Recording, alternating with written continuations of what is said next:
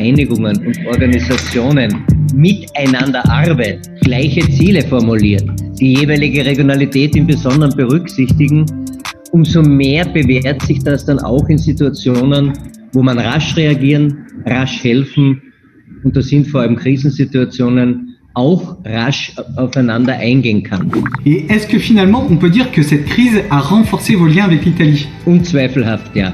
Man merkt es beim Begrüßen, man merkt das, wie auch die Tonalität in den Gesprächen, in den Verhandlungen ist, und wir nennen uns beim Vornamen, nachdem wir uns zuerst mit Herr Präsident begrüßen, dann geht's Vornamen. Es ist eine gewisse Vertrautheit da.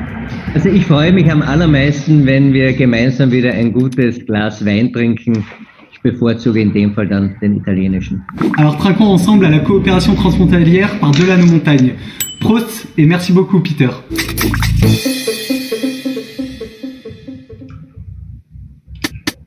Ciao, non si sente niente, io non vedo la barra della traduzione. La région autonome Frioul-Vénétie-Julienne va des Alpes enneigées jusqu'à la mer. Avec ses collines, ses rivières comme le Tagliamento, ses lacs comme Cavazzo ou Cornino et ses pistes enneigées l'hiver, la région est habituellement prisée des touristes. Mais en ce mois de mars 2020, c'est le coronavirus qui s'est invité. Massimiliano Federiga, vous êtes président de la région autonome Frioul-Vénétie-Julienne. Alors Massimiliano, ça a été quoi pour vous la conséquence de la fermeture des frontières? Noi siamo una regione di confine, una regione che guarda il centro Europa come territorio di riferimento anche dal punto di vista economico, e quindi la chiusura dei confini ha portato ovviamente criticità, però si sono espresse anche delle criticità dal punto di vista sociale, perché proprio essendo territorio di confine noi abbiamo una parte di popolazione che vive sul confine, dove quotidianamente la vita si svolge un po' in Italia, un po' in Slovenia, un po' in Italia, un po' in Austria, e quindi questo ha comportato anche un disagio profondo anche dal punto di vista delle abitudini quotidiane dei nostri cittadini. Et heureusement, vous avez de bonnes relations avec vos voisins alpins. La région de la Carinthie en Autriche vous a aidé à transporter du matériel depuis Vienne et à affréter des bus pour les travailleurs. Vous avez aussi rouvert plus rapidement vos frontières avec la Slovénie. Beh, credo che gli accordi raggiunti con la Carinzia siano appunto stati resi possibili dai rapporti che abbiamo sviluppato negli anni, perché anche la buona esperienza della collaborazione fra Regione Europea non è basato semplicemente tra contatti di carattere istituzionale, ma anche nella fiducia reciproca che si crea tra i rappresentanti dei singoli territori, e questo ha permesso anche nei momenti di difficoltà di darsi una mano a vicenda. Et alors, est-ce que cette crise, elle a fait évoluer votre point de vue sur les frontières? Il virus non conosce confini, né regionali né nazionali. Quindi in realtà quello che abbiamo tenuto in considerazione fin dall'inizio sono state le connessioni quotidiane, dal lavoro a quelle sociali che esistono fra i diversi territori. Devo dire oltretutto che, vedendo anche i dati dei contagi, noi siamo molto più vicini come regione a aree come l'Austria e la Slovenia in termini di contagio rispetto ad altre aree italiane. Quindi è chiaro che viene ribadito il fatto che che la continuità territoriale e i rapporti quotidiani tra cittadini sono molto ovviamente più sensibili nell'analisi per combattere un virus rispetto all'appartenenza a una o l'altro Stato. Alors merci beaucoup Massimiliano, et j'ai hâte de venir survoler votre belle région, et je vous souhaite à tous encore plus de coopération interrégionale dans le futur.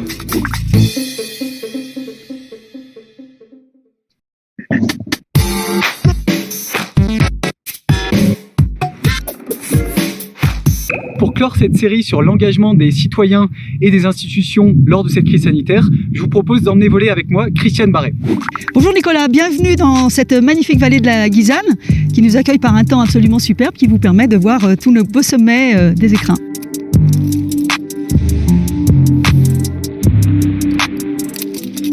Allez, c'est parti. Hop, viens avec moi. Tac, hop là. Et voilà, super. Excellent, on est en vol. Vous, Christiane, vous êtes la déléguée générale de la présidence française de la SUER, qui est la stratégie de l'Union européenne pour la région alpine. Et donc pendant cette crise, vous avez eu une vision d'ensemble des 7 pays et de leur coopération.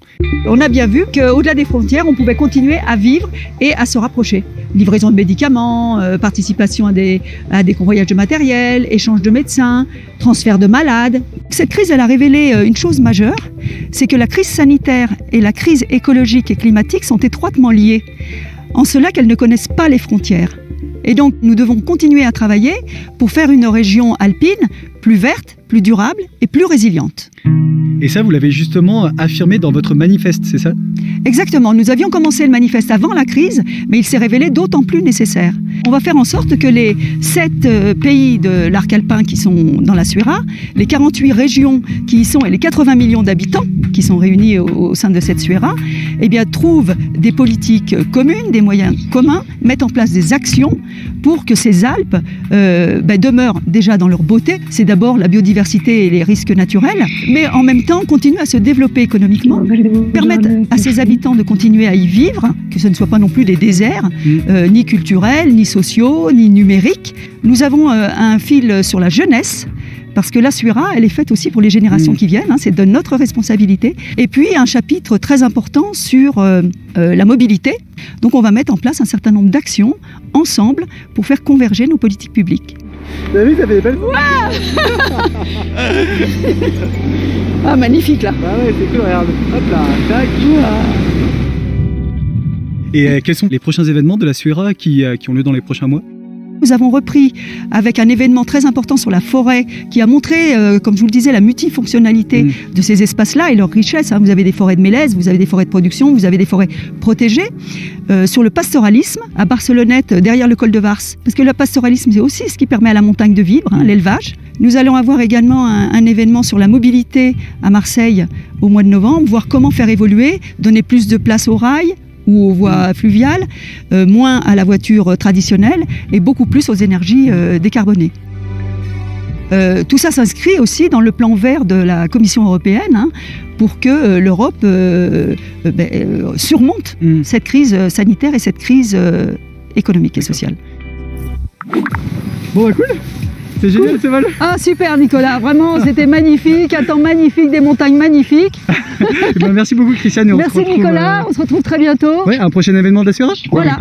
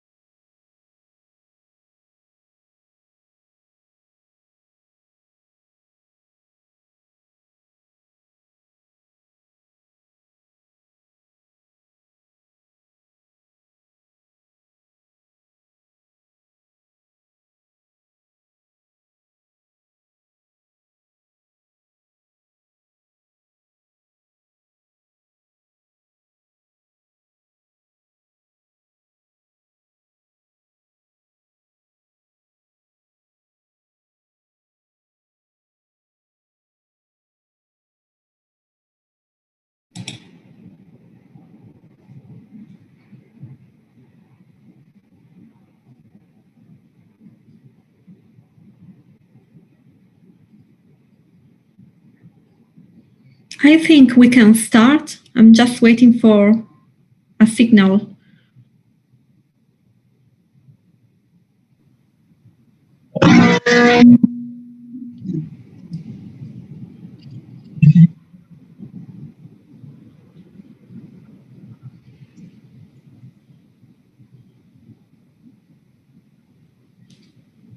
Christiana, I think that we can start. I received a message, but time is the right one. So I'm very happy to have you here today with us after a long day of the annual forum of USALP. Christiane Barret, she is the general delegate of the French presidency of USALP. and she's going to give us a warm welcome. Thank you, Christiane. The floor is yours. Thank you, Maria Gracia. Mesdames et messieurs, chers membres et d'action de la SUERA, c'est un réel plaisir pour moi d'intervenir en ouverture de ce dernier temps fort de notre forum annuel, où nous sommes donc depuis ce matin avec de nombreux ateliers et l'Assemblée générale. En effet, les 9 groupes d'action sont les chevilles ouvrières de la mise en œuvre de la SUERA. Ils sont tout à la fois les centres d'expertise thématiques, les plateformes de transfert d'expérience et les incubateurs des prochains projets européens. Depuis plus de 5 ans maintenant, ils œuvrent pas à pas à réunir les acteurs clés sur chacune des problématiques de la région alpine. Ils posent des diagnostics, partagent des bonnes pratiques et expérimentent des solutions communes. Je n'exagérerai pas en vous disant qu'ils incarnent la valeur ajoutée de la SUERA. Ils réunissent ainsi aussi bien les experts des États que ceux des régions, ainsi que les directions sectorielles de la Commission européenne. Ils sont ouverts également aux collectivités locales et aux organisations de la société civile. Ils font tous l'objet d'un copilotage par 2 entités membres de la SUERA issues de pays alpins différents. Forts et riches de cette pluralité d'expertise légitime, les groupes d'action de la SUERA sont les seules instances techniques euro-alpines à même de répondre aux défis actuels. Alors, il était tout naturel que la présidence française consacre une séance entière à la promotion des activités actuelles et à venir menées par chacun des groupes d'action. Je me réjouis d'ailleurs que cette séquence soit animée par la région Lombardie en tant que coordinatrice des groupes d'action au sein du projet ALGOV 2.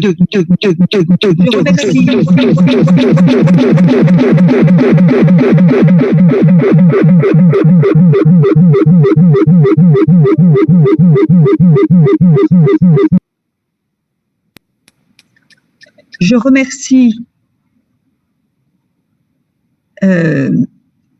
remercie d'ailleurs chaleureusement Maria Gracia d'avoir accepté de jouer le rôle d'animatrice de cette rencontre. Cette séquence va être partagée en 2 temps. Un premier temps visant à expliquer comment les projets réalisés par les groupes d'action de la SUERA contribuent à l'édification d'une région alpine durable et résiliente. Et dans un second temps, visant à donner la parole aux copilotes des groupes d'action sur leur réalisation 2020 et leurs perspectives pour 2021, voire pour les années d'après. Merci beaucoup.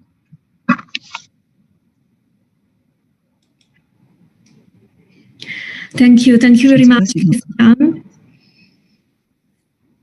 for your introduction, but also especially for your involvement et surtout pour votre implication et votre passion for the French presidency.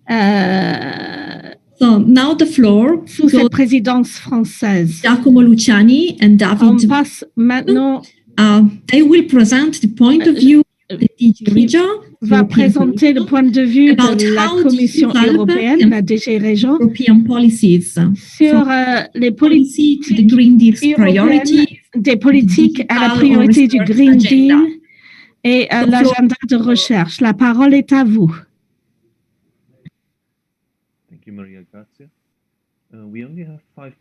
Merci, nous n'avons que 5 minutes pour cette présentation. J'espère que vous m'entendez bien.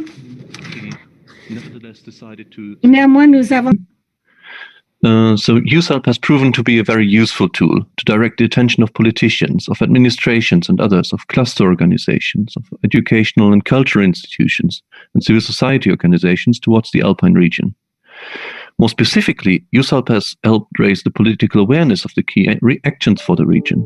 For example, it has contributed to increase the awareness of the importance to implement a more bioeconomy-focused industrial approach, or the potentials of wooden constructions, as well as digitization of industries. In some cases, USALP helps to add an international dimension to the related policies. Conseil international aux politiques pertinentes. Donc, quelles sont les opportunités actuelles?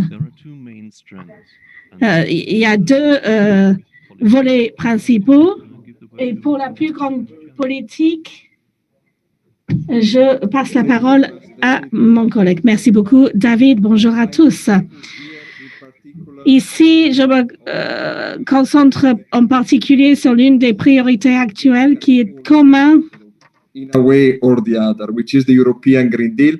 This is also very well underlined in the last report on the implementation of the macro-regional strategies, as it is underlined, of course, the potential of the strategy and all the macro-regional strategy in general for a green recovery post-COVID-19.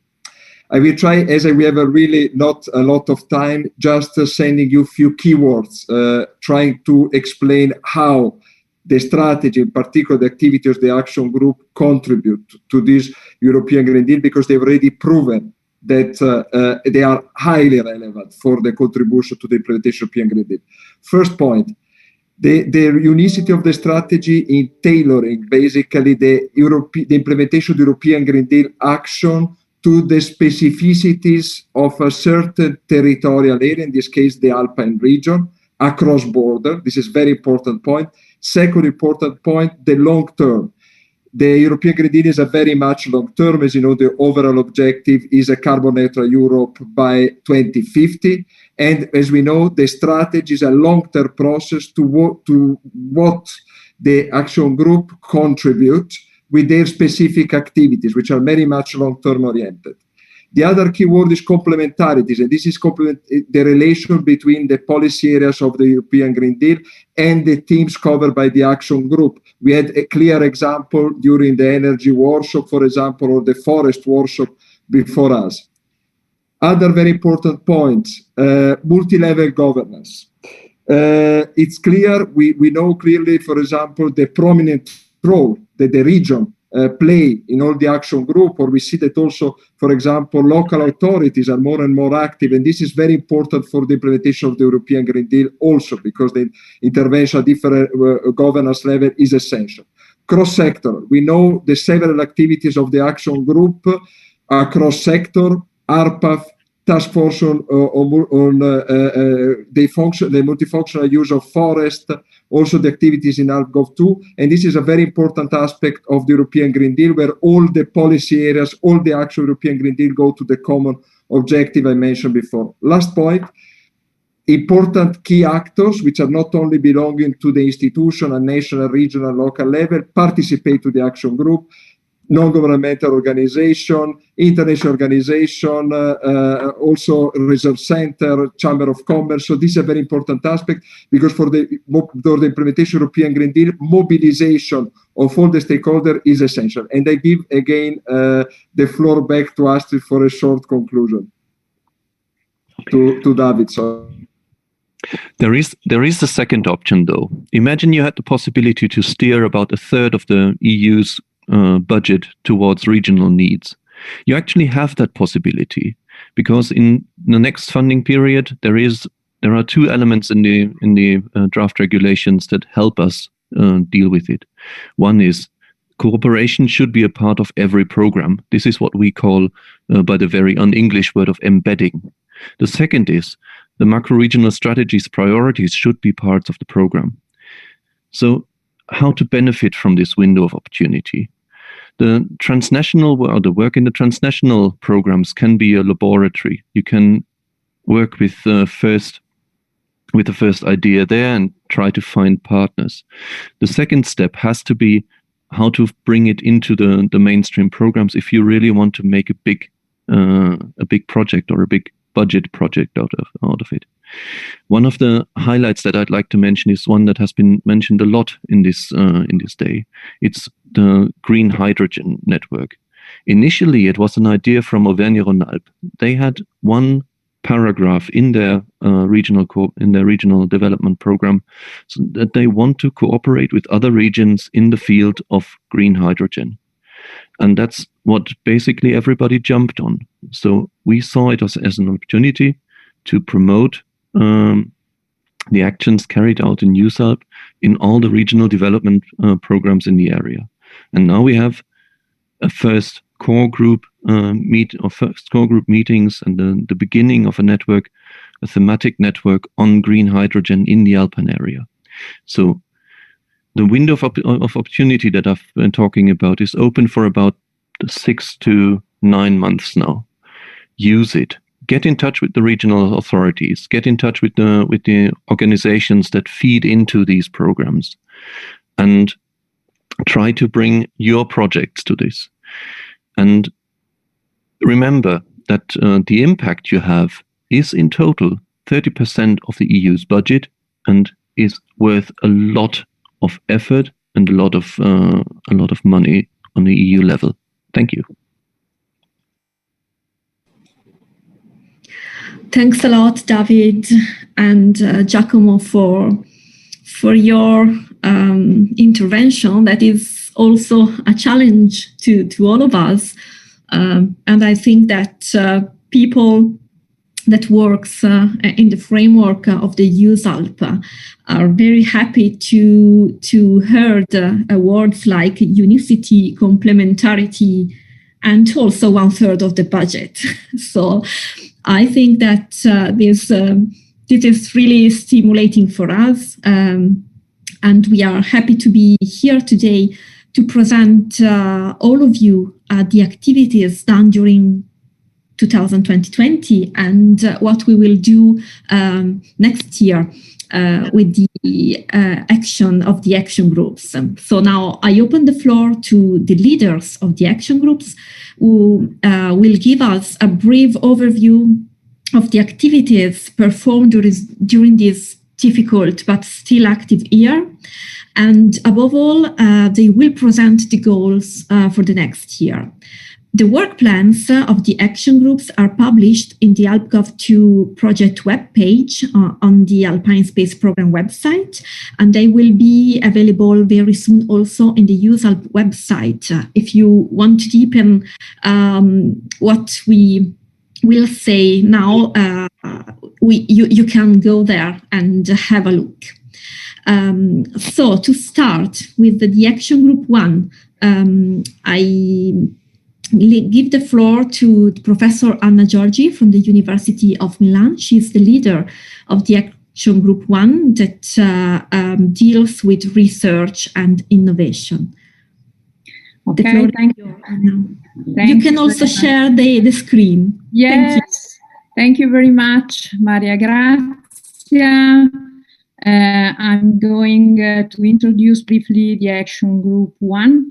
I hope you can see my screen and the presentation. So the Action Group 1 belongs to the first thematic policy area of the USALP process, dealing with economic growth and innovation. It's led by Lombardy region, and I represent Lombardy region in this case, and it has 20 members from 6 countries and 6 observers. The main aim is to promote the development of an effective research and innovation ecosystem in the Alpine region. And to do this, the Action Group 1 promotes the dialogue among the triple and quadruple helix sectors, so public administration, business sector, academia, and civil society, promotes the attentions on research and innovation topics of relevance for the Alpine region in the next EU programming period, so sustainable development, ecological transition, digitalization, and just transition. And in 2020, the Action Group 1 tackled these objectives, working on several projects. The main are reported in the slide: the Impulse for Action project, that is a preparatory action project on the issue of soil conservation, focusing on 3 main issues, which are water management, peatlands, and inner areas development. In this project, the Action Group 1 is working in collaboration with the Action Group 6 and 7 to collect best practices around the Alpine region in order to create a shared base of knowledge about the important topic for the Alpine region future. The best practices collected are now available on the project website you can find here. The second project is the Interreg Alpine Space A-Ring, aimed at collecting information on the priorities for research and innovation in the Alpine region, dialoguing with public authorities, the business and academic world, on how to promote and foster a closer collaboration on specific challenges for the Alpine region in order to define a possible common strategic research agenda. And of course, also in this case, you can find much more information on the dedicated website. And of course, we are collaborating within the AlpGov2 project, in which the 9 EUSALP action groups are working on 5 strategic priorities and in line with the European programming period, on which to update concrete initiative at an Alpine region level. The Action Group 1 is contributing to 3 of these 5 priorities areas, which are innovation hub for green business models, smart villages, and EUSALP innovation facilities. Coming to the 2021 agenda for the Action Group 1, we are working in order to launching an Alpine University Alliance or network for the Alpine region, organizing and sharing webinars on relevant topics for research and innovation in the Alpine region, and also on innovation needs due to the pandemic event, promote the collaboration on S3 shared topics across different regions with the Interreg Alpine Space A-Ring and ArdiaNet projects, and promote in collaboration with the Action Group 3 lifelong learning initiatives and educational activity specific for the Alpine region challenges in the European Green Deal framework. We invite all of you to follow us by means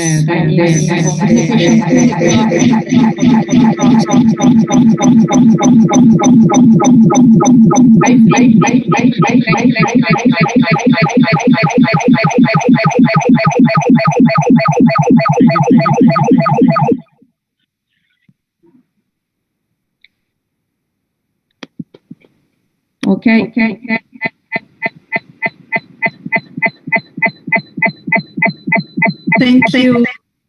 Thank you, Professor Giorgi, for your presentation. And since we have no time, I'm sorry to have a discussion really with you. I see that you also share your contact. So if any participant would like to have more information, can ask directly to Professor Giorgi in this case, but also to the other speakers.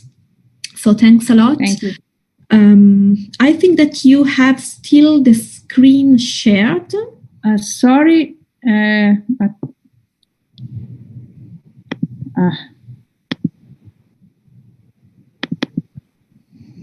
I can't. I think I can't help.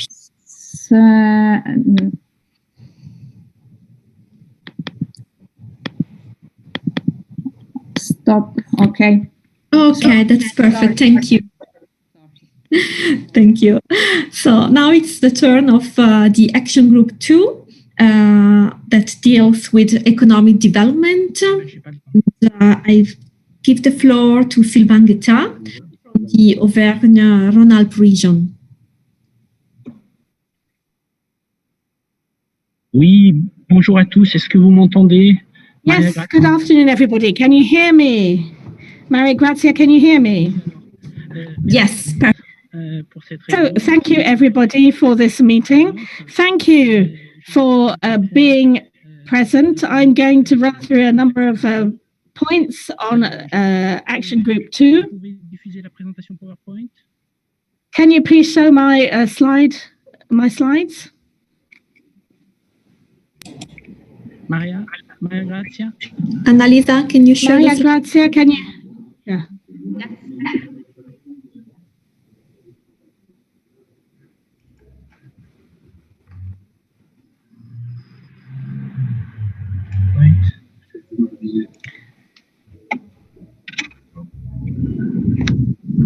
Partager l'écran. Non, vous n'aurez pas. Il faut d'abord l'ouvrir. Ok. Ok. Parfait. They are coming, I think. What? Et là, je mets. Voilà, parfait. Parfait. Merci beaucoup. Perfect. So, thank you very much for all of this. For Action Group 2, our action philosophy is that of a project incubator. We want the projects to go through the first step in Action Group 2, so they're incubated within our action group, and subsequently, when the networks are up and running, when the experts are gathered together, so that they can coordinate in order to launch larger, more ambitious projects, such as the Alpine Space project, Interreg projects of all kinds, so even more ambitious projects with the use of structural funds, for example. For the last meetings of Action Group 2, next slide, please. So Action Group 2 met twice in 2020, between June and November 2020, the 25th of June and the 10th of November. We worked on a certain number of subjects, and we participated in climate events that were organized within the scope of the French presidency. Indeed, Action Group 2 works closely with the lead partner, Lombardy, on the strategic initiative Innovation Hub for Green Business Models. This initiative will be focusing on 3 transversal subjects: the wood and timber industries, tourism, and production and sustainability of supply chains and resilience in the industrial fields. It is within this framework that we participated in thematic events organized by the French presidency. For wood, this was the case in Aix-les-Bains on the 3rd and 4th of last September. For local produce, this was the case for pastoral produce in Grenoble last October, and for different topics in the field of energy at the end of September in Chamonix. For 2021, Action Group 2 will be focusing on a handful of activities related with the subgroups. So for wood, for example, we have a project regarding the labeling of wood carried out with the wood subgroup and giving an importance to the geographical label, the alpine label, for the promotion of the wood industry, which is essential for employment in our mountain areas. Regarding tourism, we have a project which is to create a network for mountain resorts and a certain number of stakeholders to help in the transition of these mountain resorts. This work is carried out by the health tourism subgroup. And we have a certain number of study projects which concern industry and the resilience of SMEs in the alpine space, the role of digitalization and clusters, which are very important, and a study on the dissemination of the circular economy in alpine SMEs. And this work will be carried out by the subgroup on digital industries.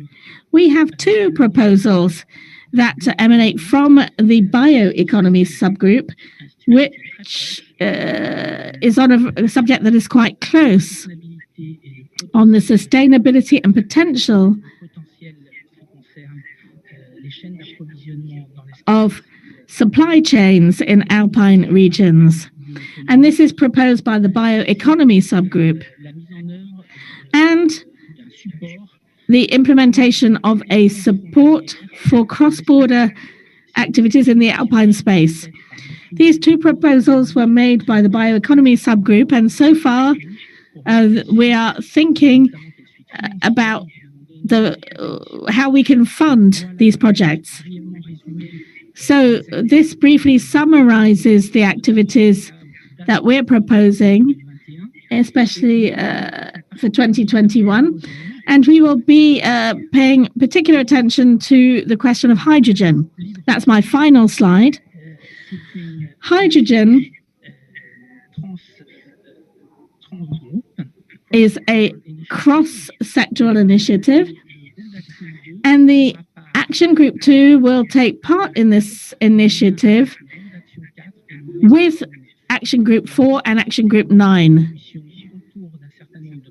And it's important that around a certain number of projects that we should be able to call upon experts, in particular those in competitive clusters, research institutes, and the private sector. This is why the Action Group 2 participated in the launch of the Hydrogen Task Force in Chamonix in September of last year.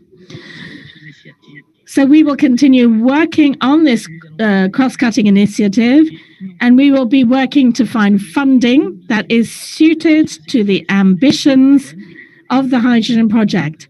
And in particular, we've started working closely with the Commission and a certain number of you in very recent meetings. Thank you very much.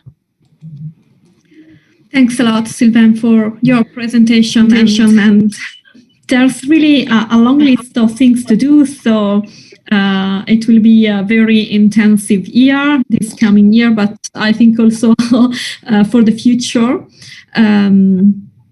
I'm happy about all the activities that are ongoing also in this cross-cutting way, so not only action group by action group, but also together.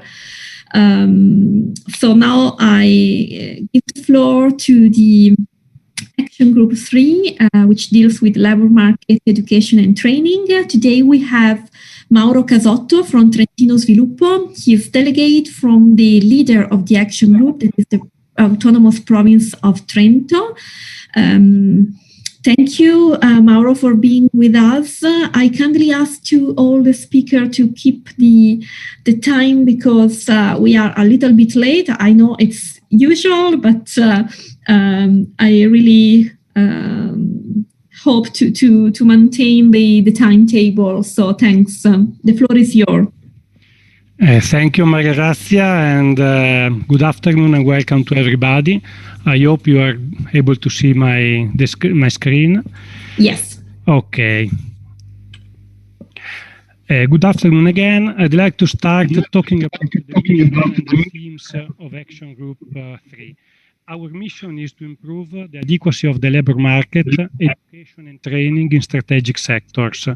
Our aim is to improve the quality of dual education, to create a common macro-regional educational area in which professions and their certificates are mutually recognized, and to facilitate the mobility of people. Our action group has three main themes, among the others, of course: dual training, skills and competencies, and the labor market. In 2021, we believe and we want to do the following main actions: As regards dual training, we want to promote tertiary level education and training path. We also want to reinforce and develop the quality of in-company training by strengthening the skills of trainers and giving services for the evaluation of training.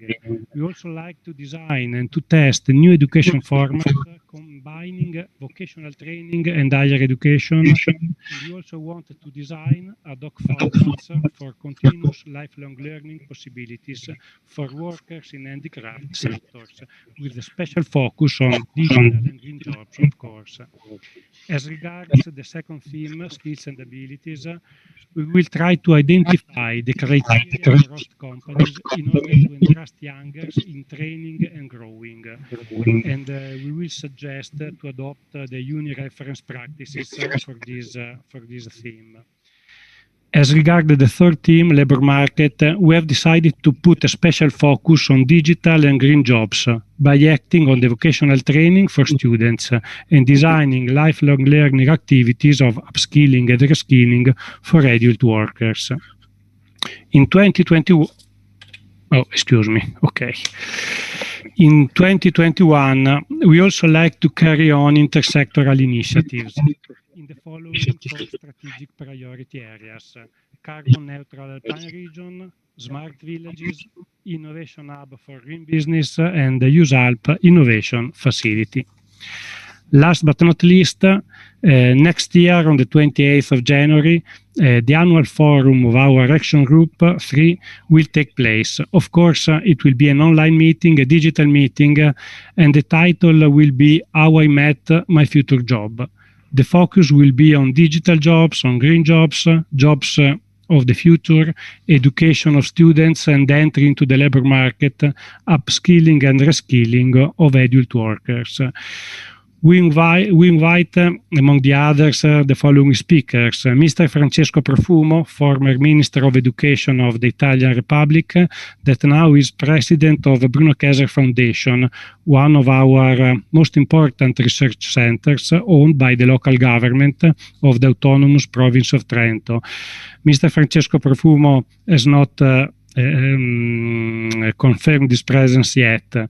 Mr. Gramenos Mastroianni, Italian diplomatic, he is an expert in environment, safety and social inclusion. He has already confirmed his presence. And Mr. Giulio Bonazzi, who is confirmed the presence yet, who is the CEO of Aquafil Group. Giulio Bonazzi is driving Aquafil Group, that is, or better, that was a chemical company, into the green transition, and he will explain to us during the annual forum what they are doing. Okay, 3 minutes and a half, so I'm in the 5 minutes, Maria Grazia. Thank you, Mauro. That's perfect. And above all, thank you for the presentation of the event in January. So I think that it will be one of the first events of the new year. So I'm very happy that you can already present it now. And it's also nice to see that we will start the year talking about future. So the job of the future, it's really a good way to start. So thank you. Everybody's invited, of course. Yes, sure. Everybody is invited, and we will promote it through the USALP channel. Thank you.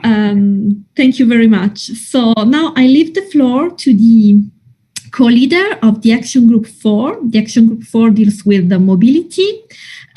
So the floor goes to Patrick Skoniewski. He represents the European Grouping of Territorial Cooperation, Region Tyrol South, Tyrol Trentino. And he will present the achievement of the group this year and the goals for the next year. Patrick, the floor is yours. Thank you for the introduction, Maria Grazia. May I kindly ask you to share the slides? That would be easier for me if you could do that. Yeah, sure. Annalisa is going to do that. Thank you.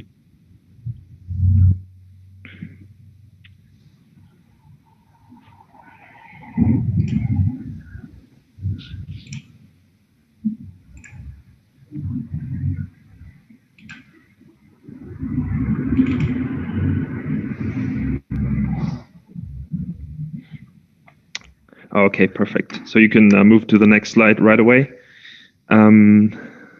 So Action Group 4 deals with mobility. The full title or mission is to promote intermodality and interoperability in passenger and freight transport.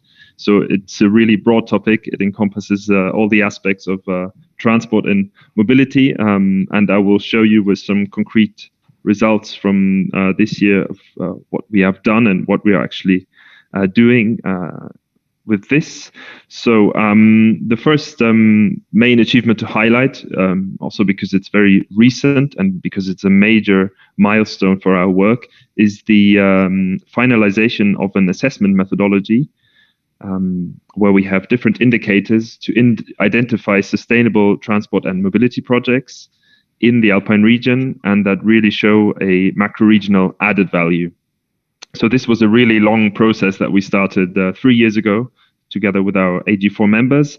And the first results are of the assessment of the projects was that we have now 14 projects that were submitted from different partners, regions in the Alpine region that receive a USALP label, so a letter of recommendation, where we as AG4 encouraged this project to be further supported, to be implemented, and to be also be financed. So we support the project promoters in these steps. And just to give you an example of the width of topics, so we have projects in combined transport, so in freight transport and freight terminals, but also regarding sustainable mobility solutions, improving public transport connections, and also infrastructure, so rail infrastructure mainly. So really all of the projects have a cross-border dimension. This is important to highlight, and that are really have a macro-regional dimension.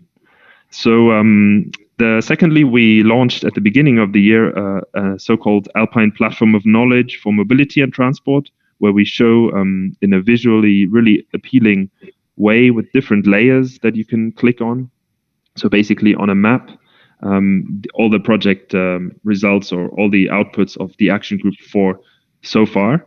So please feel free to visit this site. Then we had a embedding workshop at the beginning of the year, where we demonstrated our fundamentals from the side of AG4.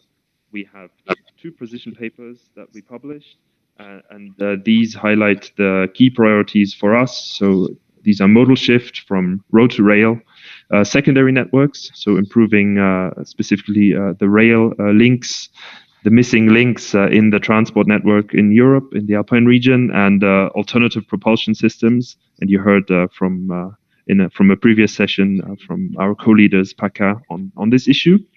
And the main point to stress here is that we would also like to call upon Interreg Alpine Space Program to include the third objective, connecting the Alpine region, because this is really key to fund also transport projects through Interreg Alpine Space. Then just 2 projects from recently. So we had the RPAF project, Cross-Border Mobility in the Alpine region, where we show the importance of cross-border commuting by sustainable modes. And then we are currently, we launched this project called Linking Alps, which improves the interconnectivity of public transport information for passengers in a multimodal way. And then, of course, the approval of the AG4 work plan. So please go on to the next slide to show you what we have planned for 2021. Please go on to the next slide. Annalisa. Just one moment.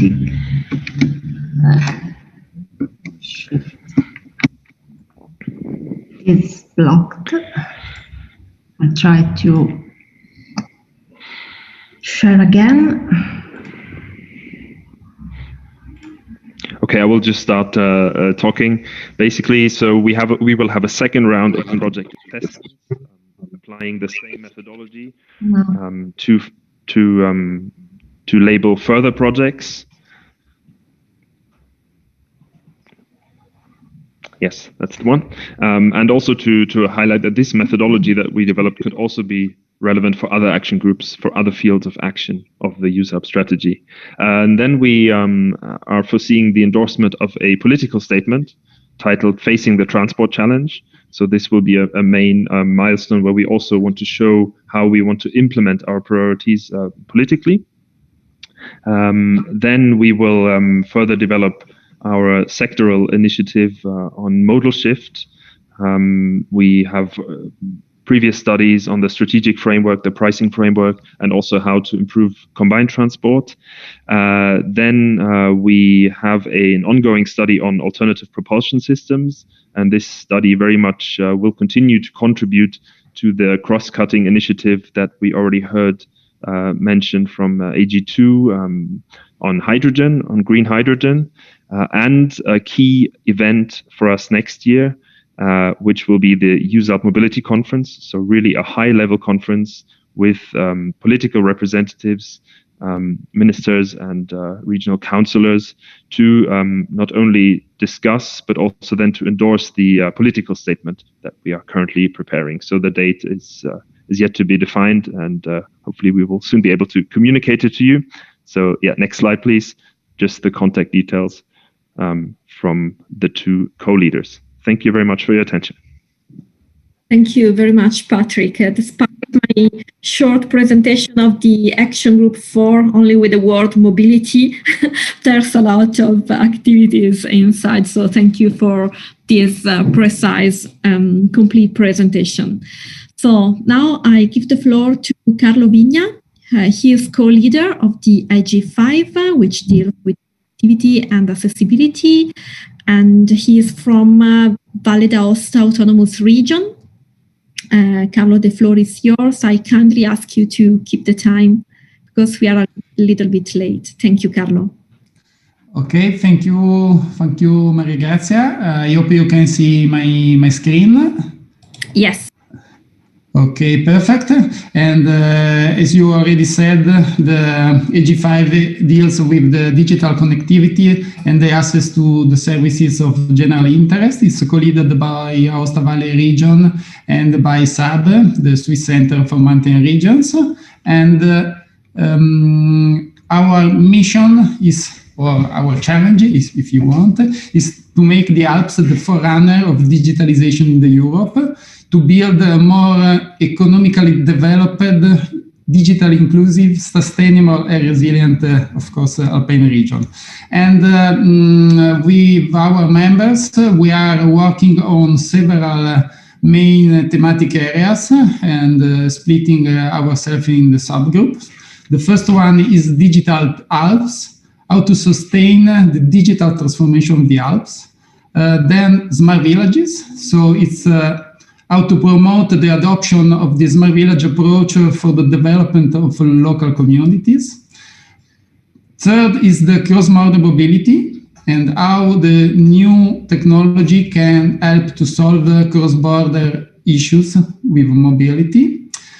One key point are also the services of general interest, where we are working to develop policies to have better accessibilities to public services. And the fifth is to master the future through the open data, big data, digital ecosystem, and other trending topics. And of course, to build digital future-proof infrastructures like fiber optics, modern digital data center, and infrastructures for the Internet of Things.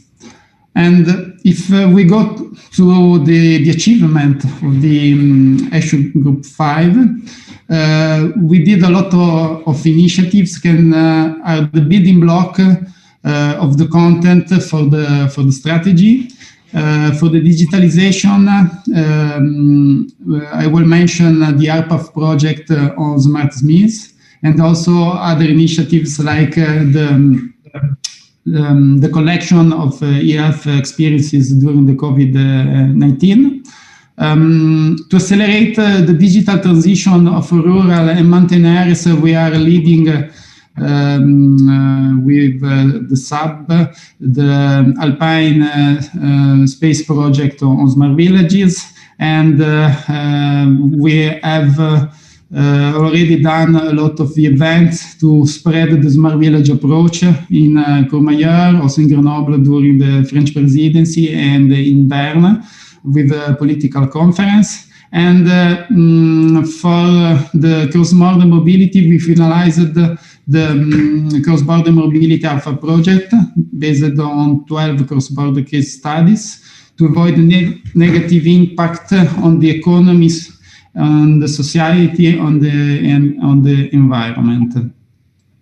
To sustain the access to the services of general interest, it was created a specific Alpine think tank on SGI, and it is giving a recommendation on all these topics.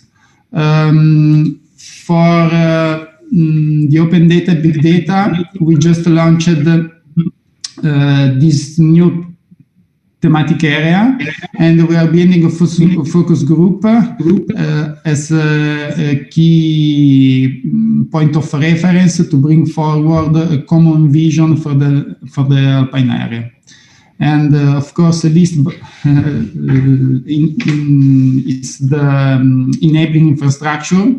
And we have analyzed the cross-border connectivity in Alpine region to identify the models of intervention, the gaps, and so going further the national and the regional boundaries. And what are the main action for the future, for the 2021 and the next years? First of all is the Smart Village cross-sectoral initiative that is led by AG5. And in this initiative, we will launch the Alpine Smart Village Network in 2021. The second is to define a digital infrastructure roadmap to develop the future-proof digital infrastructure and the model in the Alpine area to catch the 5G and the IoT opportunity, specifically in the rural and mountain areas. The open data and big data to build a vision on how to use open data, big data, digital ecosystem, and then also other trending topics as machine learning and so on. Next year, we will have the Digital Apps Conference. And so we will launch this new annual conference in May 2021 that want to become the focal point for all aspects relating to digitalization in the Alpine area. And as all the action group, we support the overall embedding of the Alps strategy at all levels. So European, of course, and we are pleased to hear about the opportunity windows we have now, but also at national, regional, and local level. Also contribute to all the other cross-sector initiatives and the common activities of the EU's Alps strategy. And just to invite all of you to the Digital Apps Conference on the 27-28 May of 2021, there will be the launch of the network of Alpine Village, and also the final event for the Smart SME project, and the one stop of the EU's Alps Roadshow event. So thank you for your attention. Thank you. Thanks a lot, Carlo. In the meanwhile, we put in the chat the link to download and read the work plans of the action group, and we will also charge the slide. So you can also have a look on the slide with more time than today after the meeting in the coming days.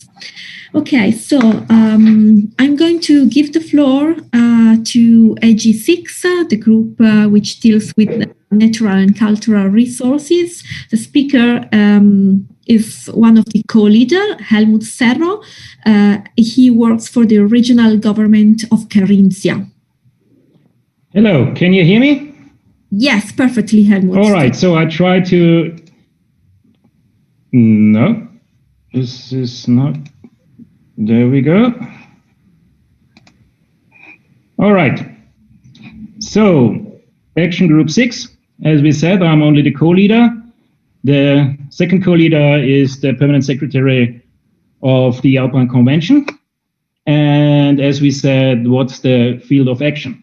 So at the moment, we have two leading strands, the protection and valorization of Alpine natural and cultural landscapes and the Alpine food heritage. Additionally, of course, we do transversal activities like the task force, multifunctional forest and sustainable use of timber, and also collaboration with other AGs within the strategy priority area of special planning. If I can put this, yes, there it is. All right. Achievements, what did we do within the last year? We had 2 partner meetings and we had a lot of loops around with our work plan and discussions because we have so many different things like biodiversity, special planning, water, the landscape, and culture, and we had to combine all this under one head. So it took us quite a long time to get all the meanings of all the members of the action groups to get a really good new action plan now, which is our work plan for the next years, and it should be fine. What we also did was the relaunch of the task force for the OSOP on multifunctional forest and sustainable use of timber. So this was hosted by the Permanent Secretariat of the Alpine Convention in November. All right, main actions in 21, if Corona let us do this. So there are cooperating for landscapes in times of climate crisis. So what are we going to do? We're doing a study on preservation and valorization of the diversity of Alpine natural and cultural landscapes and climate crisis, as far as the USALP map of natural and cultural landscapes. Then there will be the USALP Landscape Conference. And we are also doing actions for the promotion of Alpine food heritage. And there will be the second Territorial Brands Conference. Additionally, I don't want to mention every single bit because I know we're short in time. Of course, we always contributing to the USALP by capacity building and learning environment. Of course, we are supporting the presidency in any kind of our responsibilities in the action group, as well as especially the timber idea and innovation hub for green business and special planning. So this is more or less what we will do with 2021, if we can. And finally, finished already. To keep it short and friendly, thank you very much for your attention. My email address is there if you want more information. Thank you very much. Thanks a lot, Helmut, also for heavy recovery in some time. Thank you very much. So I'm going to give the floor to the co-leader of the Action Group 7, Michaela Künzler from the Bavarian State Ministry of the Environment and the Consumer Protection. She told us that she has some technical issues, so I don't know if she can hear me. Yes, Maria, I can hear you. Okay. That's perfect. It's just, sorry that I also didn't start my video, but as Maria said, really specifically in the last minute, some technical problems started. So it's like it is always, not in the right moment, but I will still try to share my screen. We can see your first slide for the moment. So you can see it because I can't, and I have a message that it's not to be seen. So sorry, it's again confusing a bit. Okay, so I will start. If you see it, it's enough. So thanks for the opportunity to briefly present our action group. Our is the action group 7, co-lead from Bavaria and Slovenia, the Slovenian Institute for Nature Conservation. Tina Trampusch is also here in that floor.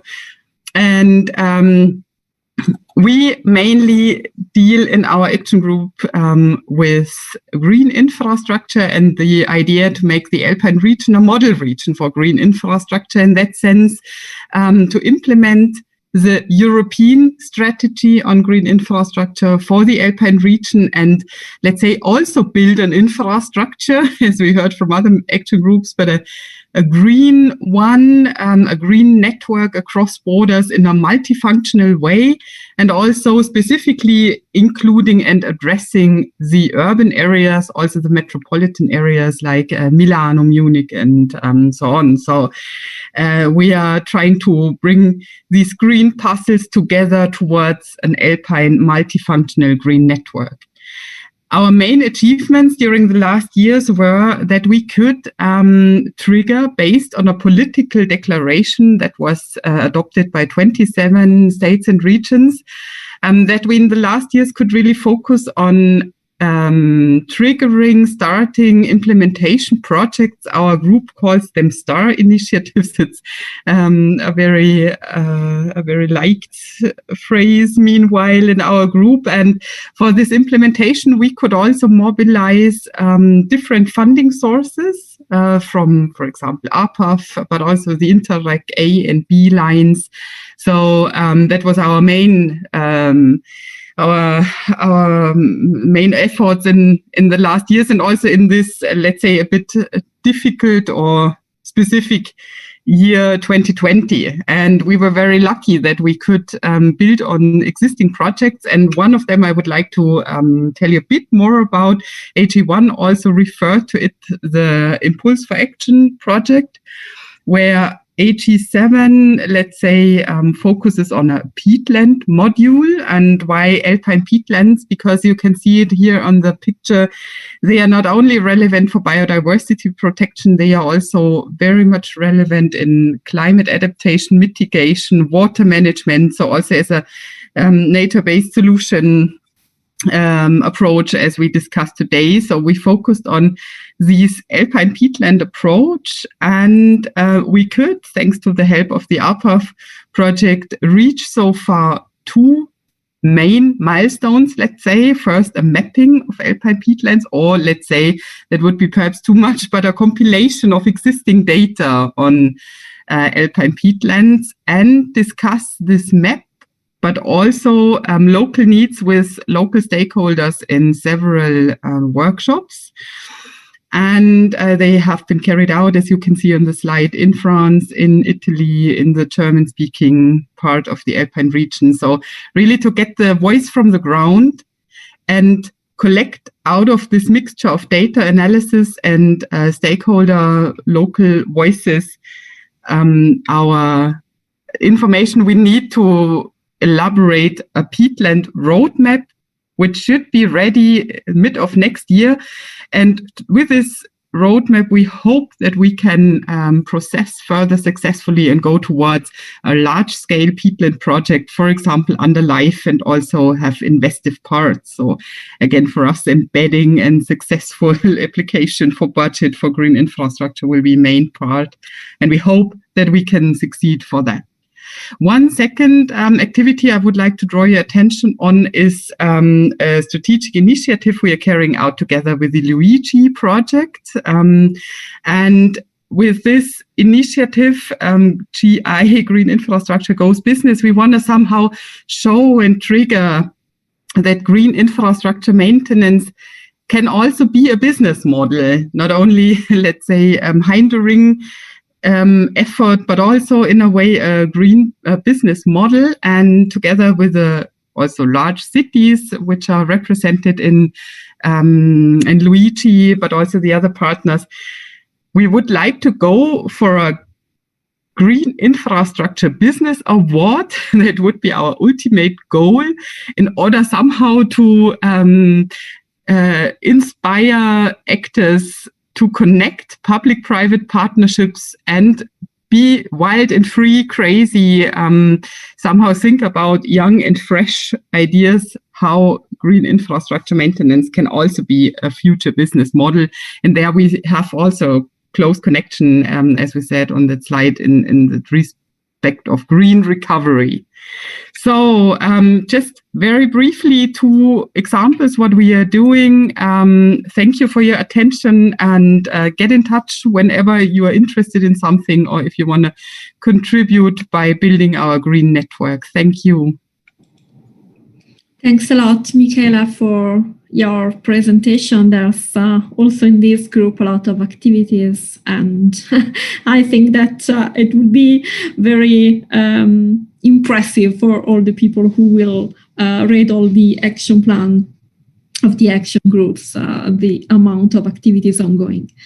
Now I give the floor to the co-leader of the Action Group 5, Kilian Heil, from the Austrian Federal Ministry of Agriculture, Regions and Tourism. And the group deals with risk governance and climate change. Thank you, Maria Grazia. Just one thought, if you think of this day as a long video conferencing as a multi-course meal, I think this session would be the dessert. So I will kindly ask you to give me your attention for the next 4 minutes, please. I'm going to present activities of AG8, the thematic fields of climate change and adaptation, and disaster risk management are closely linked.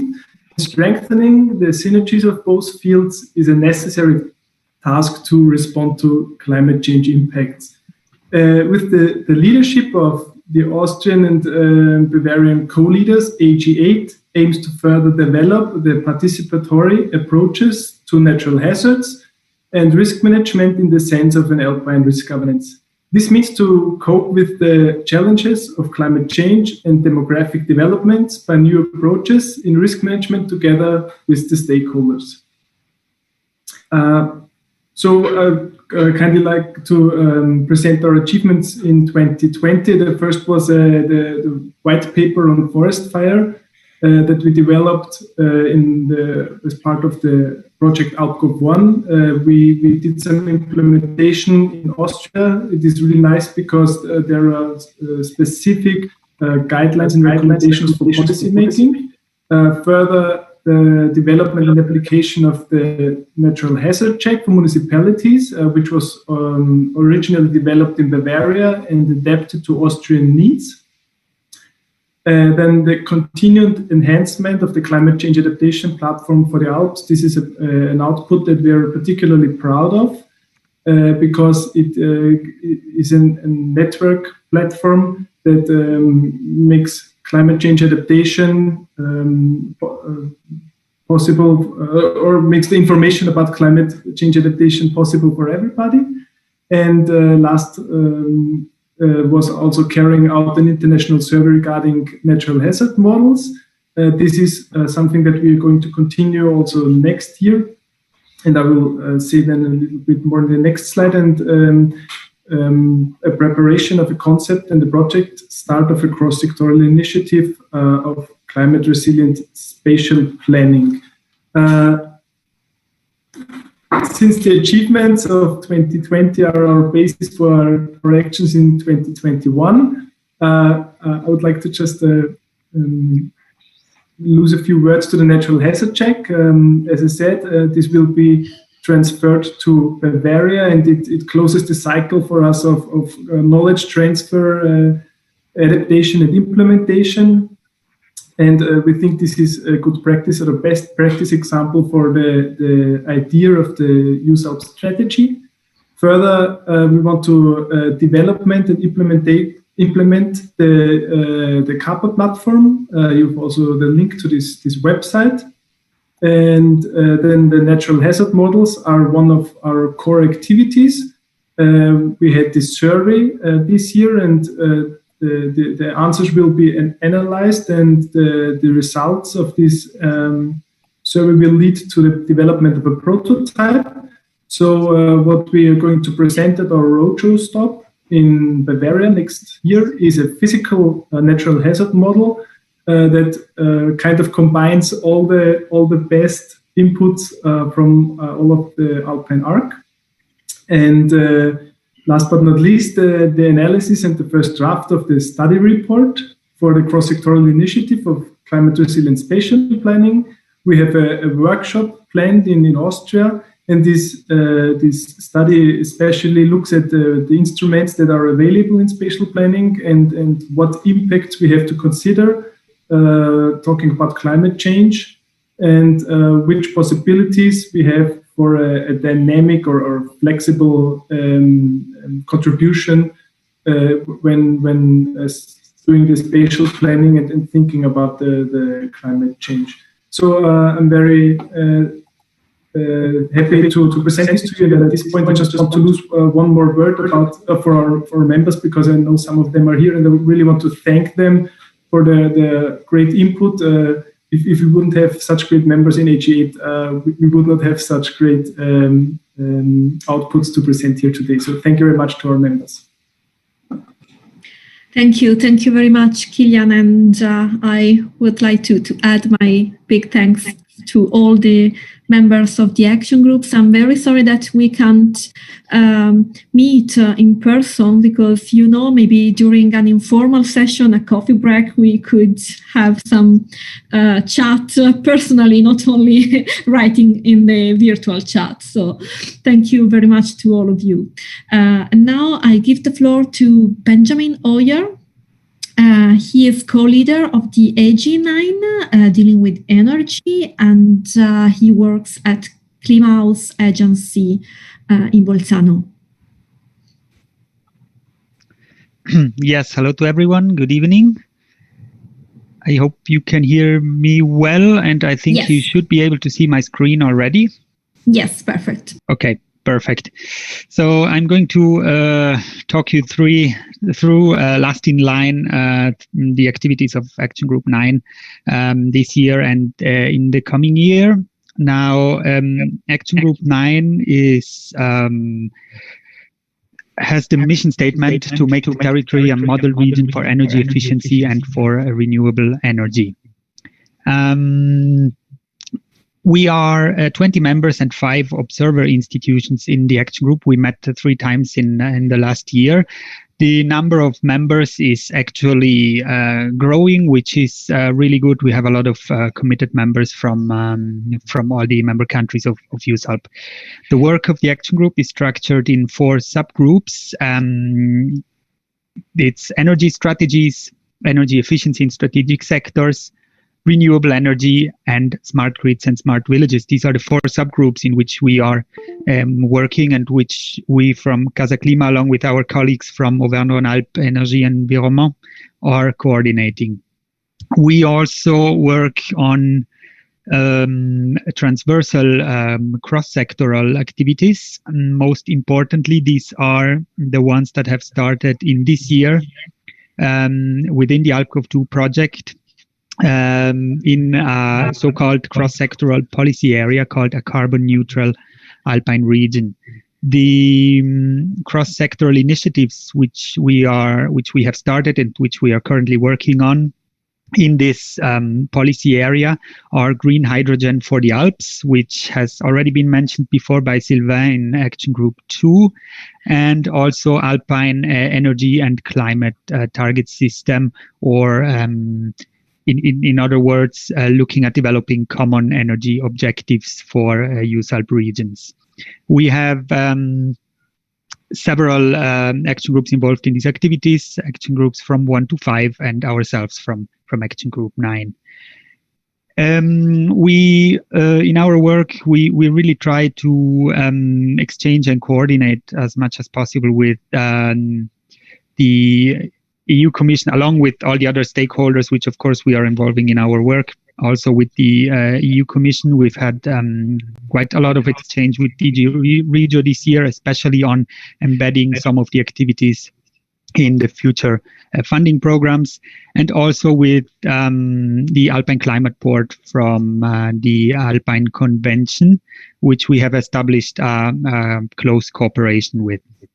And one of the key opportunities which we have each year on exchanging with stakeholders and experts is the annual energy conference, which this year has been organized at the end of September in Chamonix as a physical event, although most of us who were not French could not participate physically there and had to participate virtually. But it was a great event with a lot of participants.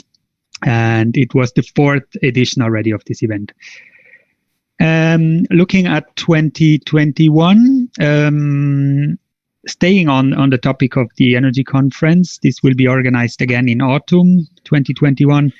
Location and date are still to be defined, and it will most likely focus on the topic of energy communities, which is one of the issues we are looking at in our work plan, and specifically in the subgroup renewable energies.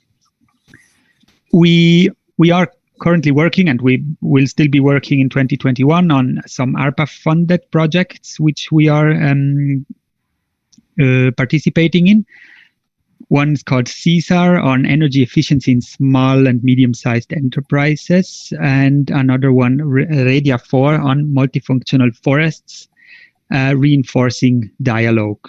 These are both projects funded within ARPA, which is a great funding program, which we really hope will be continued in the future, because it allows to really kickstart some initiatives within USALP, and starting from there, maybe develop some bigger project and some bigger activities.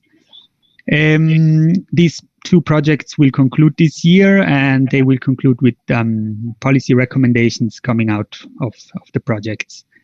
We also have, as I've mentioned, the project ALPGov 2 with the cross-sectoral activities. The project AlpGrids on creating an enabling environment for renewables and for low carbon energy communities through microgrids. And we also are involved as action group in the Smart Villages project, an alpine space project, which Carlo in AG5 has mentioned before already. 2021 will certainly be a central year for the strengthening of the development of the cross-sectoral strategic initiatives. These 2 initiatives I've mentioned before from the low carbon, from the carbon neutral policy area. The green hydrogen for the Alps, we are currently looking to establish a closer cooperation there, and there will be an event in autumn 2021 on the activities of USALP and of AG9 also to incentivize and to promote hydrogen applications in the energy transition. And in the Alpine Energy and Climate Target System, we are going to organize a first workshop at the beginning of the year in order to establish these common objectives and these common energy targets. We are especially within this strategic initiative, Alpine Energy and Climate Targets, we are looking at establishing a ever closer connection with, for example, the Alpine Climate Board from the Alpine Convention, but also with partner energy agencies from across the Alpine region, and with a broad range of stakeholders from the Alpine region, with the objective to set up a USALP Energy Observatory, sort of energy agency of USALP, which harmonizes and monitors energy data coming from across the Alpine region, since this is really important to monitor and to advance the energy transition in the Alps.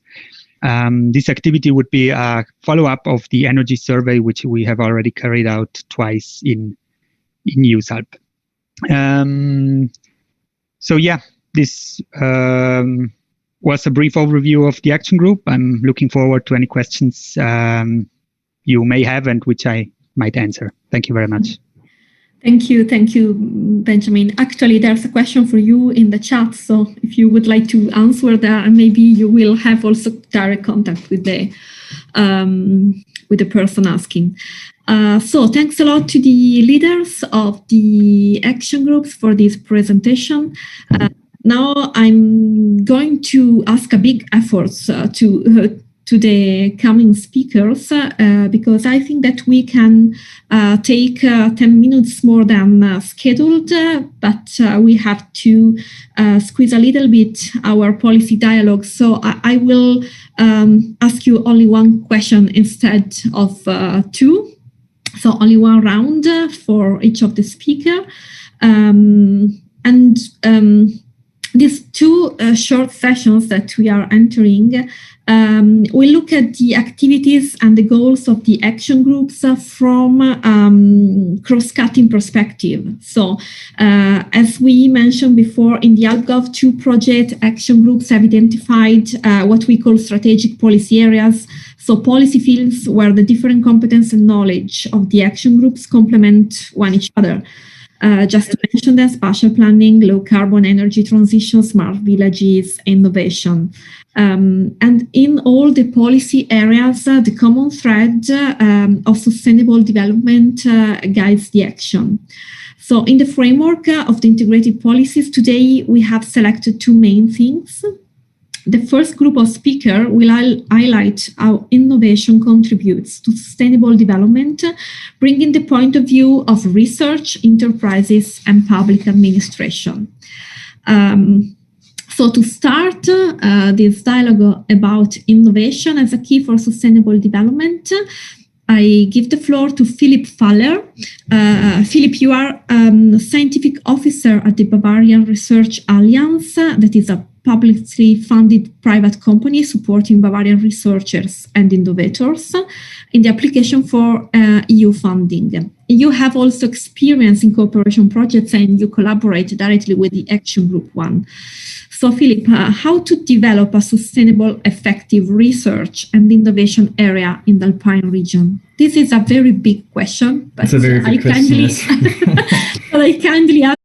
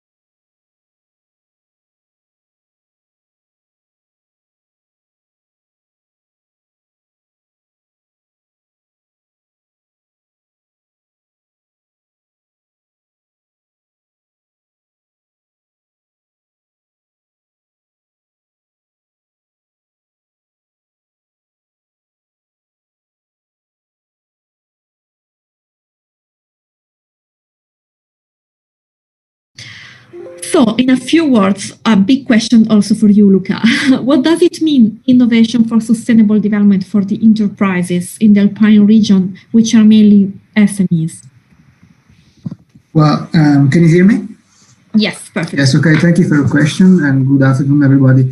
Well, that's not actually an easy question. I can say that it is clear to everyone, I think, that the current let's say industry development model is brought us to, let's say, an ecological disaster because of gas emissions, because of resources are small, and maybe because especially the smaller countries and and maybe the poor countries are suffering the consequences of the global warming, although their emissions are relatively weak. So it is clear the economic cycle as it is today has limitations.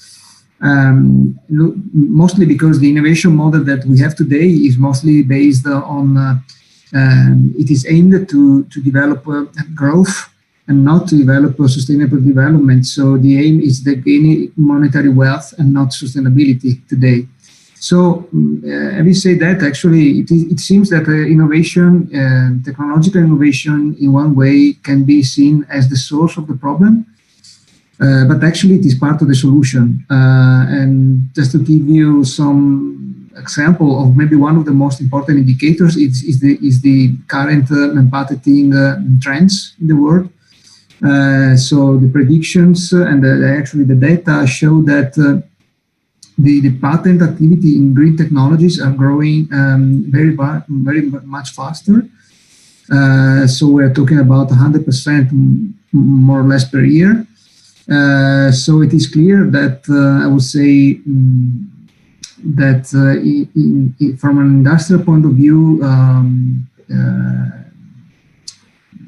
let's say sustainability means and combining, let's say, efficiency with resource savings. And in these terms, the digital industry, I think that is one of the, can provide a very promising set of tools and technologies for reducing development times, cost saving, and addressing the need for all the customers. So I think that digital technology and sustainability in this way are mutually reinforcing, of course. And if you think about digital technology, that would not be possible for companies to reduce pollution or waste management without digital technologies. But on the other hand, without the understanding of sustainability, you will never be able to not to waste energy, for instance. So bringing digital and sustainable process together should be, I'm sure that they have to be at the core of the strategic thinking of future business.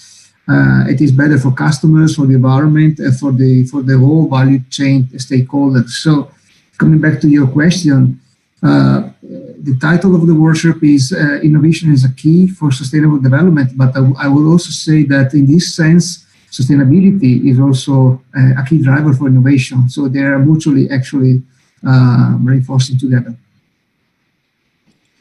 Thank you, Luca, for this really interesting perspective and also stimulus to the debate. Thanks a lot. So now moving to Thomas Egger, we are going to talk of innovation from the perspective of the local communities. Thomas, you are the director of the Swiss Center for Mountain Regions, SAB, that is the National Organization of Mountain and Rural Areas in Switzerland, and as co-leader of AG5 in USALP, and also leader of several Interreg projects in the alpine space. You have a yearly experience working with local institutions and stakeholders, without missing an international perspective, since you are also a member of the board of the directors in Euromontana. So Thomas, a big question also for you in a few minutes. What we can do to strengthen the resilience of mountain villages? May we talk also about social innovation in this case? Yes, hello Maria Grazia. Yes, social innovation is exactly the keyword, because what we are doing here in USALP in Action Group 5 is this smart village approach. And maybe some of you may think that smart villages is about technological solutions. Digitalization is another keyword. But for us, smart villages is much more than that. Smart villages for us is about social innovation. So what we are doing is not to think about how can we speed up the rollout of broadband access, fiber optics, etc. This is just a part of the problem. What we are trying to do is to see what are the new business models, what are the new services that we can deliver. And what we are doing effectively in the Smart Villages approach is we go to talk to people on the ground in the municipalities. We gather together with the stakeholders on different topics. We try to identify their needs. We try to identify together with them solutions which are then adapted to their territory and implement those solutions. So when we start such a process, we do not absolutely not know where we will end at the end. So maybe one community will do something with tourism, another one will do something with energy, etc. So this is very an open process, and this is social innovation. And we have seen that it really works in the Alpine Space project, which we are carrying on now since 2018. We have tested this approach in more than 10 pilot areas. We have also developed common tools like a smartness self-assessment tool, which is then available now for all other municipalities. And more than else, we have also seen now during the COVID-19 crisis that those villages, which were already smart villages, they were much more fit to react to these crises, because they could then easier communicate with their population, etc. So this helps really also to strengthen the resilience of our mountain areas. And this encourages us now in the second phase, 2020 to 2022, really to try to transform as many as possible of mountain villages in USALP into smart villages. And there we will try to help them to get on that way. We will also create a new network of smart villages in the Alpine area. The launch will be on the Digital Alps Conference, which Carlo Vigna has already mentioned, on 27th and 28th of May in Trieste. And then also go into the policy cycle. So really taking up also this window of opportunity, which was mentioned before, to try really to embed this smart village approach as much as possible into policy making. Thank you very much. Thanks a lot, Thomas, and thank you to all the speakers of this session for having highlight the complete vision of innovation from different point of view. We really open windows, but I think that we are also opening a lot of doors with several activities to be performed in the coming years. So thank you for your presentation, but also for the work that you do daily. So I invite now the last group of speakers for the policy dialogue about climate change in the USALP. This is another important cross-cutting theme in the USALP strategy. No need to say that this is our current main challenge for the future development of the Alpine area. Luca, you have already mentioned it, also talking about innovation. In this dialogue, we'll try to see the issue from the different perspectives, thanks to the different experience of the speakers also in this group. And I start with Tina Trampusch. Tina, you are co-leader of the Action Group 7, dealing with ecological connectivity and green infrastructure, and you work at the Institute of the Republic of Slovenia for Nature Conservation. This is a state institute responsible, among others, for preparation of nature conservation guidelines for spatial planning, natural resource management. So, Tina, for sure you believe that nature conservation should be a matter of everyday and everyone's business. Green infrastructures offers quality of life. So which is the contribution of nature to tackle climate change? Is nature conservation an ally for development? This is the big question for you. Nature is playing a big role in everyday life, and we are more and more aware of it. And we talk a lot about climate change adaptation, but basically, I believe we should adapt to nature, to climate. So what to do? I really much believe that we should combine strongly conservation and development. For me, this should be one department, no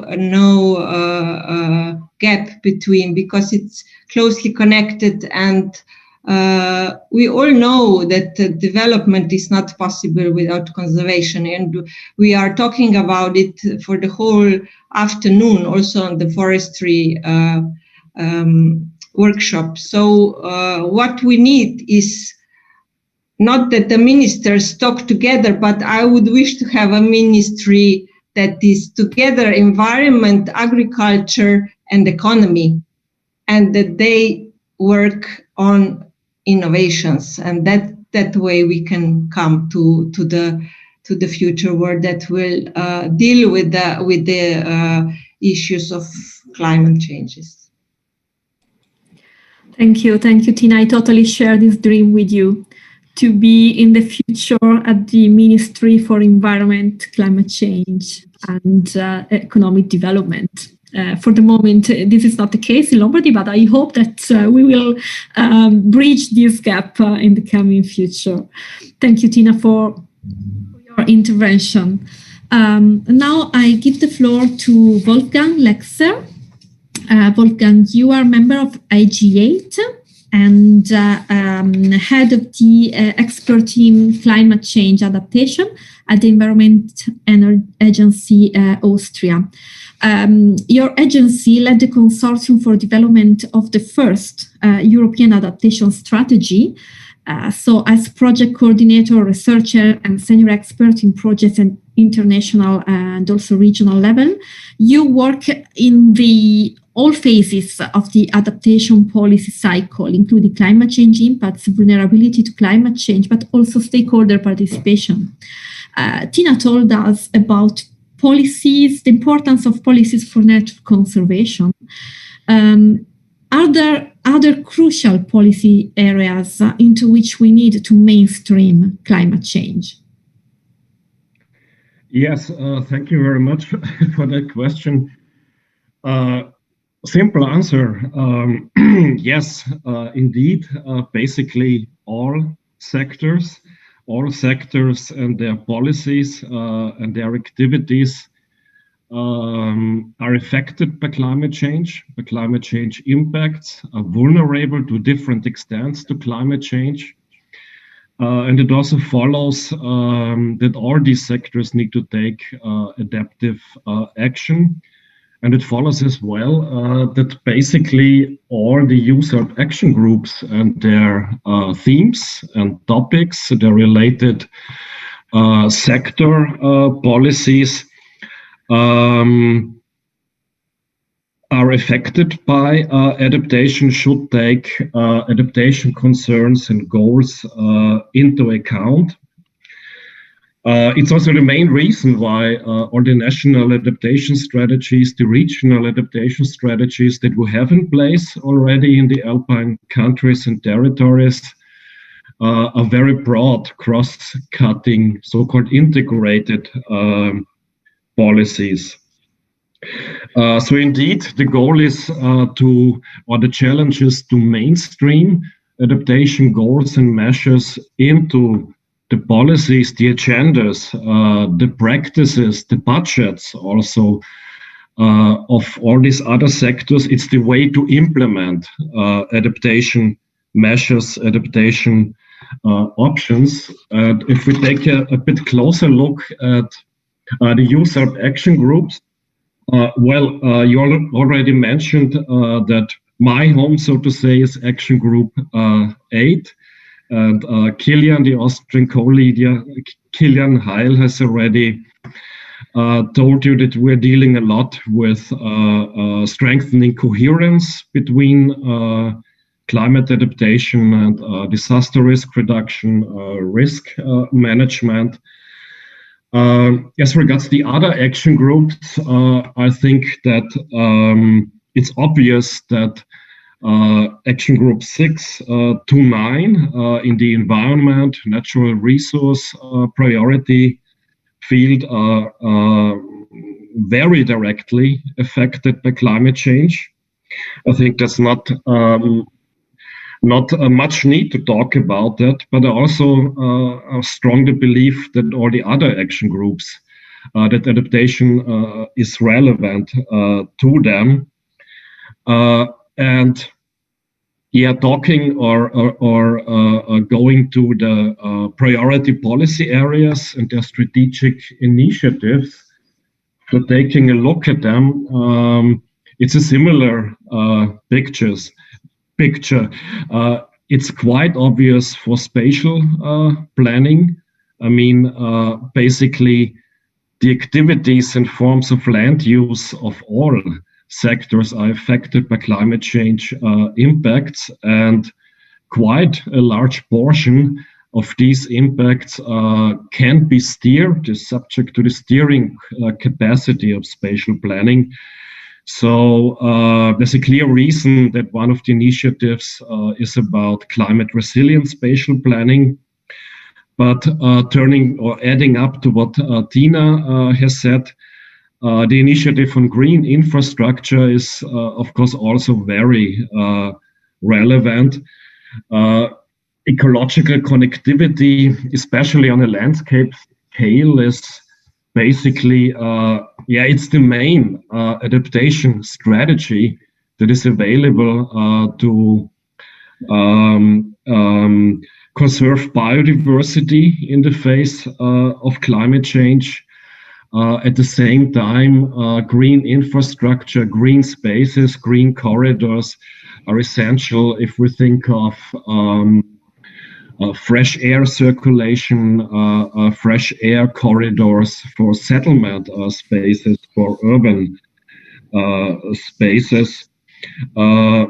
Another, let's say, additional function of these green corridors, of course, providing kind of natural flood retention space, and so on. The wide field, so to say, of nature-based or ecosystem-based solutions, and many of these ecosystem services also deliver adaptation services and adaptation benefits.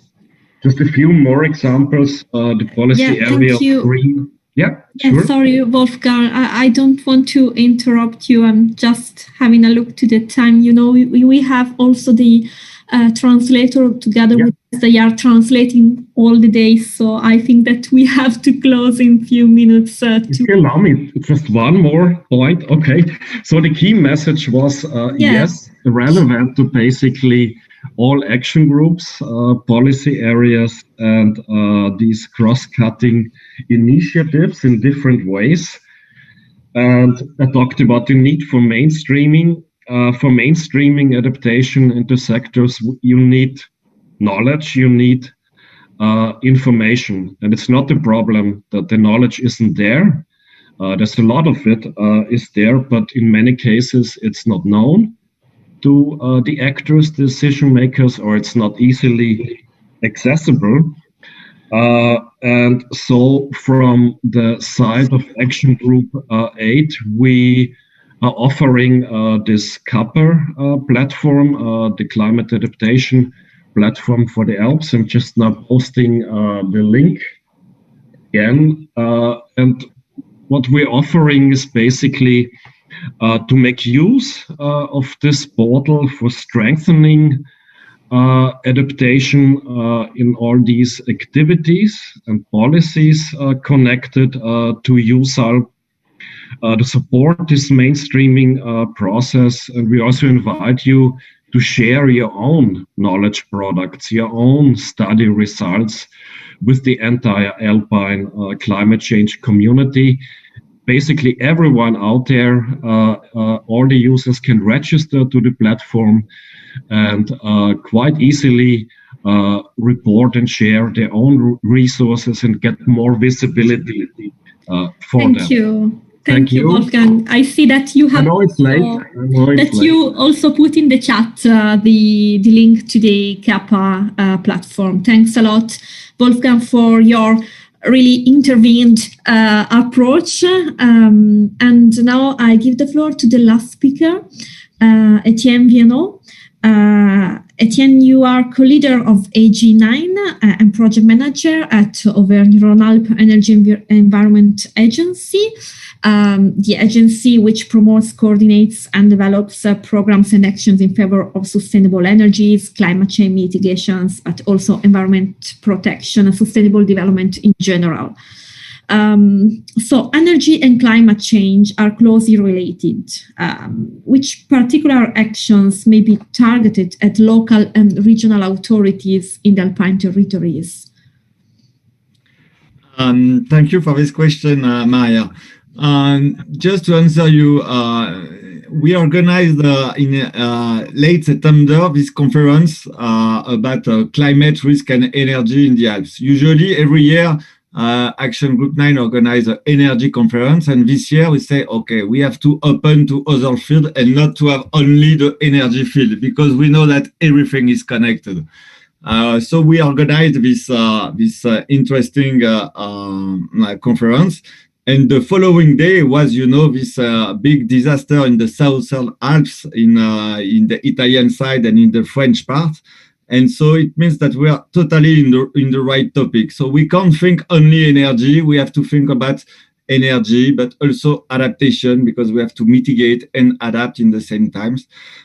we have to to think about, one of the workshop was about how can local authorities have an integrated planification, integrating energy, risk, and climate adaptation. And that's what need also local authorities on the field. They need also to have this tool to have this planification on their territory and to take all these three topics in the same time, in the same document. It's not so easy, but it's quite innovative, and we have some good examples of local authorities, cities doing that in the Alps. So just my main message is that transversality will be very important for energy in the following years. It can be through what I say, planification, through hydrogen. Benjamin said before that hydrogen will be high on the topic, and hydrogen is dealing with energy, but also with transport. Not only transport, it was on the use, but also with economic development, and that's why we work with the Action Group 2 also. So I really think that the transversality during the next year will be a key issue for energy, and to open our focus on other impact of the energy. Thank you. Thanks a lot, Etienne. And I'm very happy to close the meeting talking about energy, because we need a lot of it for for the coming year with all the activities that we have to implement. So really, I want to thank you, all the speakers today, but also all the people, the resilient people still connected to this workshop after a long day. And let me also thank our translators. We can't see them, but they really did a great job translating all the intervention. So thank you very much. We will share the presentation through the website, and we are available for any question or doubts, availability to collaborate also for our participant today. So thank you again to all of you, and see you very soon next year, with you see a lot of meetings and events. You are all invited. So I just want to thanks also the organizer of this event, our colleagues from the French presidency, for all the efforts done this year, and also in the coming one, they will still steer the USALP. So thank you again, and see you in the next occasion. Bye. Thank you very much. Bye.